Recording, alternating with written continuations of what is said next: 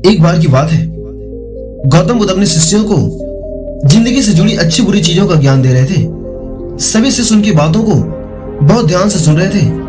उन सभी में एक शिष्य ऐसा था जिसे प्रश्न पूछने की बहुत आदत थी। वो उठकर गौतम बुद्ध के पास गया और उससे बोला, आप हमें जिंदगी के बारे में जो कुछ सिखा रहे हैं उस सब का क्या फायदा? क्योंकि हम में से बहुत से बच्चों को ये भी नहीं पता कि हमारे जीवन का मूल्य क्या है और ये जीवन हमारे लिए कितना कीमती है। पहले आप हमें ये बताइए कि इस जीवन का मूल्य क्या है। अपने शिष्य की बात सुनकर गौतम बुद्ध अपने कक्ष में गए और एक चमकता हुआ पत्थर का टुकड़ा लेकर आए। वो टुकड़ा उन्होंने अपने शिष्य को दिया और बोले, मैं तुम्हें इस जीवन का मूल्य तब बताऊंगा जब तुम इस पत्थर का सही मूल्य पता लगाकर आओगे। साथ ही ये ध्यान रखना कि तुम्हें पत्थर का टुकड़ा किसी को बेचना नहीं है। गौतम बुद्ध की बात मानकर उस शिष्य बाजार की तरफ चला गया।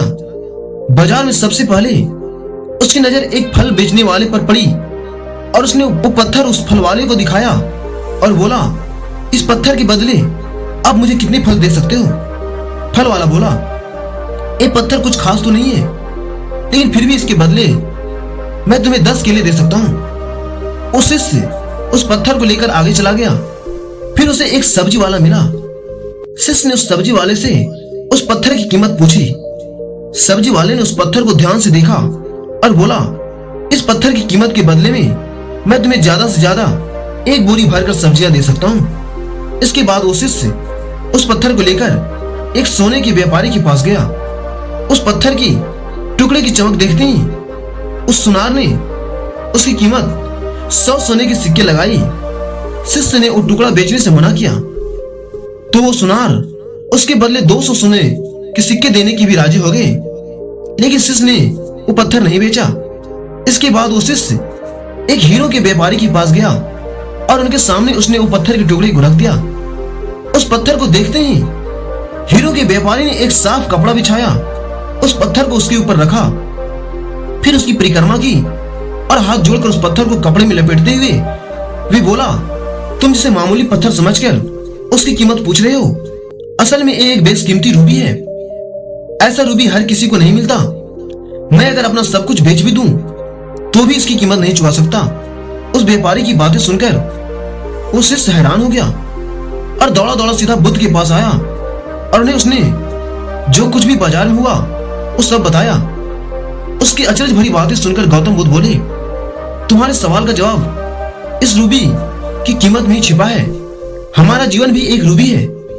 रूबी की तरह ये भी बेशकीमती है, लेकिन हम इस बात को हमेशा नजरअंदाज करते हैं और अपने जीवन का मूल्य नहीं समझते।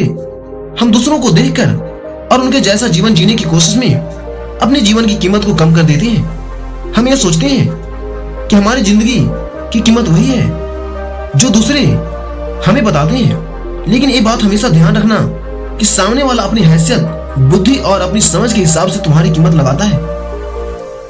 जिंदगी सिर्फ एक बार मिलती है, इसलिए इसको बर्बाद ना करें। अपनी जिंदगी को उतना ही कीमती समझें जितना कीमती आप अपने बैंक में रखे रुपयों को समझते हैं। आज के समय में लोग अपनी जिंदगी से ज्यादा कीमती प्यार, पैसों और दिखावे से भरी चीजों को समझते हैं। प्यार के चक्कर में लोग सुसाइड कर लेते हैं। पैसे के चक्कर में ऐसा काम करने लग जाते हैं जिससे उनकी जिंदगी बर्बाद हो जाती है। नाम कमाने के चक्कर में उल्टे सीधे काम करने लग जाते हैं। हमेशा याद रखें कि दिखावा करना जरूरी नहीं है। प्यार दोबारा मिल सकता है, पैसा फिर कमाया जा सकता है, लेकिन जिंदगी को फिर से पाया नहीं जा सकता। इसलिए अपनी इस बेशकीमती जिंदगी को अच्छे से जिए, हर पल का आनंद लें। कभी ये ना सोचें कि आप इस दुनिया में किसी काम के नहीं है, ना कभी ये सोचें कि आपकी जिंदगी व्यर्थ है, आपके होने या ना होने से कुछ फर्क नहीं पड़ता। ऐसा बिल्कुल ना सोचें। जब भी ऐसे नेगेटिव विचार आपके मन में आए तो खुद को बस याद दिलाएं कि जीवन एक रूबी है और ये एक बेशकीमती है। तो दोस्तों, आपको यह कहानी कैसी लगी हमें कमेंट करके जरूर बताना और ऐसे ही और कहानियों के लिए सब्सक्राइब का बटन जरूर से दबा देना। मिलते हैं फिर से एक नई वीडियो में, तब तक धन्यवाद।